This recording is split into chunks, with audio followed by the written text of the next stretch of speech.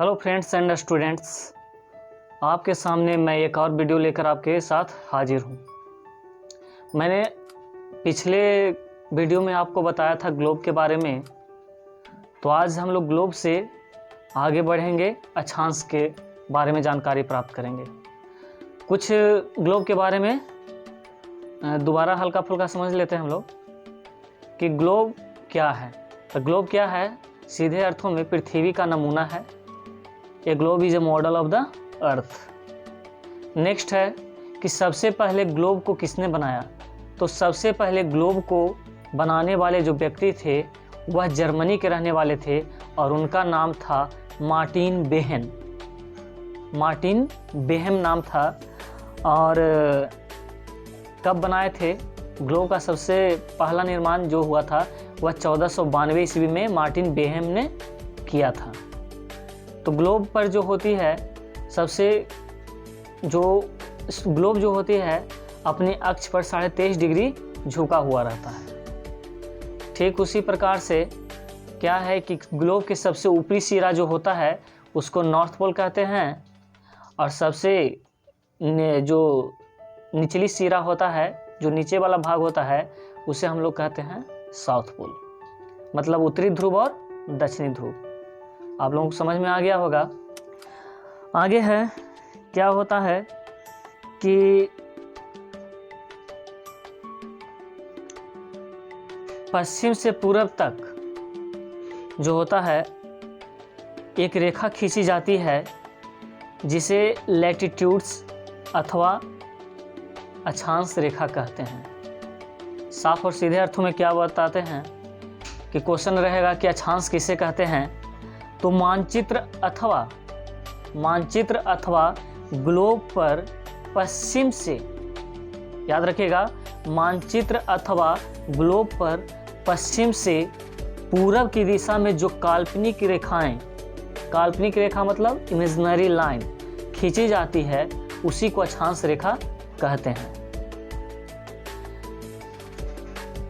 अगला है पॉइंट्स। अक्षांश को हम लोग अंश या डिग्री में मापते हैं।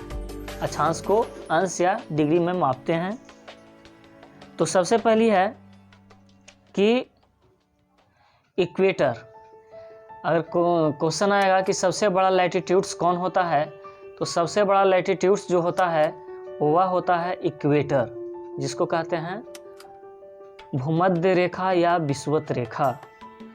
तो जैसे जैसे क्या होता है कि हम इक्वेटर से उत्तर या दक्षिण की ओर जाते हैं, जैसे जैसे हम इक्वेटर से उत्तर या दक्षिण की ओर जाते हैं, अक्षांश रेखाएं छोटी होती जाती है। जैसे इक्वेटर जो होती है सबसे लंबी रेखा होती है और ठीक उससे ऊपर अगर हम जाएंगे या नीचे जाएंगे तो उससे छोटी रेखा होगी। फिर उससे यानी कि पोल तक पहुँचते पहुँचते जो होता है वह बिंदु रह जाता है। क्या रह जाता है? बिंदु, जिसे हम लोग कहते हैं नॉर्थ पोल और नीचे वाला सिरा को कहते हैं साउथ पोल। इक्वेटर से नीचे वाले को साउथ पोल कहते हैं। आगे कहा जाता है कि उत्तरी अक्षांश मतलब नॉर्थ लैटिट्यूड्स किसको कहते हैं? तब विषुवत रेखा मतलब इक्वेटर से उत्तर दिशा की ओर बढ़ने वाली दूरी को ही उत्तरी अक्षांश कहते हैं। अगला है दक्षिणी अक्षांश किसे कहते हैं? The south latitude. तो विषुवत रेखा या इक्वेटर जो होता है तो उसके नीचे से विषुवत रेखा से दक्षिण दिशा की ओर बढ़ने वाली दूरी को हम लोग कहते हैं दक्षिणी अक्षांश। अब देखिए, ऐसे आप लोग जानते होंगे कि अक्षांश रेखाएं जो होती है वो 180 होती है, लेकिन ऐसा है नहीं। अक्षांश रेखाएं जो होती है यानी कि लैटिट्यूड्स जो होता है वह टोटल लैटिट्यूड्स की संख्या जो होती है 181 होती है। अब 181 कैसे होती है जो हम बताते हैं। इक्वेटर से ऊपर की ओर अगर हम लोग बढ़ते हैं नॉर्थ की ओर तो 90 अक्षांश होते हैं, 90 अक्षांश मिलते हैं। इक्वेटर से दक्षिण की ओर नीचे की ओर जाते हैं तो क्या होता है कि 90 अक्षांश नीचे भी रहता है। तो 90 कितना हो गया, 180 हो गया। और इक्वेटर को आप गिने नहीं गिने, तो जो इक्वेटर है वो भी तो अक्षांश है। तो 90 80 180 हो गया, 180 + 1 181। तो कुल अक्षांशों की संख्या अगर पूछा जाए तो कितनी होती है, 181। रेयर केस में मान लिया जाए 180 दिया हुआ रहे, 181 नहीं दिया हुआ रहे, तो हम लोग 180 को ही टिक आउट करेंगे। आगे कहा जाता है कि अक्षांश रेखाओं की प्रत्येक डिग्री को, याद रखिएगा, अक्षांश रेखाओं की प्रत्येक डिग्री को 60 मिनटों में तथा प्रत्येक मिनट को 60 सेकेंडों में बांटा गया है। फिर से दोहरा दे रहा हूँ, अक्षांश रेखाओं की प्रत्येक डिग्री को 60 मिनटों में तथा प्रत्येक मिनट को 60 सेकेंडों में बांटा गया है। इतना आप लोगों को समझ में आ गया होगा। चलिए एक और क्वेश्चन आएगा जो आप लोग नोट कर लीजिए। क्वेश्चन आएगा कि सबसे लंबा अक्षांश या सबसे बड़ा अक्षांश कौन होता है। तो सबसे बड़ा अक्षांश कौन होता है, इक्वेटर होता है। सबसे बड़ा अक्षांश क्या होता है, इक्वेटर होता है। आगे है कि जैसे जैसे हम इक्वेटर से उत्तर या दक्षिण की ओर जाते हैं, हम लोग जैसे जैसे इक्वेटर से उत्तर या दक्षिण की ओर जाते हैं, अक्षांश रेखाएं क्या होती हैं, छोटी हो जाती हैं। ये पहले भी हम बता चुके हैं। अब अगला है उत्तरी ध्रुव। इक्वेटर से सबसे ऊपर वाला भाग जो बिंदु टाइप पर रहता है, इक्वेटर से नीचे वाला भाग वो भी बिंदु टाइप पर रहता है, जिसको हम लोग कहते हैं क्या चीज़, पोल्स, यानी कि ध्रुव कहते हैं। तो उसको क्या कहा जाता है कि बिंदु मात्र होता है, तो उस बिंदु को क्या कहते हैं, उत्तरी ध्रुव और दक्षिणी ध्रुव। नॉर्थ पोल के मतलब बिंदु मात्र है जिसको क्या कहेंगे, उत्तरी ध्रुव और दक्षिणी ध्रुव। पृथ्वी की सतह पर, पृथ्वी की सतह जो होती है, पृथ्वी की सतह पर विषुवत रेखा जिसे इक्वेटर कहा जाता है, विषुवत जिसे इक्वेटर कहा जाता है, कि उत्तर या दक्षिण में स्थित किसी बिंदु को कोणीय दूरी अक्षांश कहलाती है। फिर से हम एक बार समझा देते हैं, एक बार बोल देते हैं, अच्छा से देख लीजिएगा कि पृथ्वी की सतह पर विषुवत रेखा के उत्तर या दक्षिण में, फिर से, पृथ्वी की सतह पर विषुवत रेखा के उत्तर या दक्षिण में स्थित किसी बिंदु की कोणीय दूरी अक्षांश कहलाती है। अब आ गया समझ में। चलिए अब आगे बढ़ते हैं हम लोग। आज हम लोग अक्षांश खत्म कर देंगे, ठीक है, और देशांतर अगले वीडियो में रहेगा। तो सबसे पहला है, कभी कभी आप लोगों ने देखा होगा, जोन के बारे में पढ़ा होगा। आखिर जोन क्या है, ZONE, जोन, जिसको हिंदी में हम लोग कहते हैं कटिबंध। क्या कहते हैं, कटिबंध। तो दो अक्षांशों के बीच के क्षेत्र को जोन कहते हैं। दो अक्षांश, जैसे इक्वेटर हो गया और उसके ऊपर ट्रॉपिक ऑफ कैंसर होता है या ट्रॉपिक ऑफ कैप्रिकॉर्न होता है, तो बीच वाला जो स्थान होता है उसी को क्या कहते हैं, कटिबंध कहते हैं, यानी कि जोन कहते हैं। आगे आता है दो अक्षांशों के बीच की दूरी, मतलब इक्वेटर है और ट्रॉपिक ऑफ कैप्रिकॉर्न है नीचे, और या ट्रॉपिक ऑफ कैंसर है ऊपर, या कोई भी ऊपर में, ठीक है। जो अक्षांशों के बीच की दूरी होती है, क्वेश्चन आएगा कि दो अक्षांशों के बीच की दूरी कितनी होती है। तो दो अक्षांशों के बीच की दूरी 111 किलोमीटर होती है। कितनी होती है, दो अक्षांशों के बीच की दूरी 111 किलोमीटर होती है। आगे कहा जाता है कर्क रेखा। कर्क रेखा किसे कहते हैं, कर्क रेखा को इंग्लिश में क्या बोलते हैं, ट्रॉपिक ऑफ कैंसर।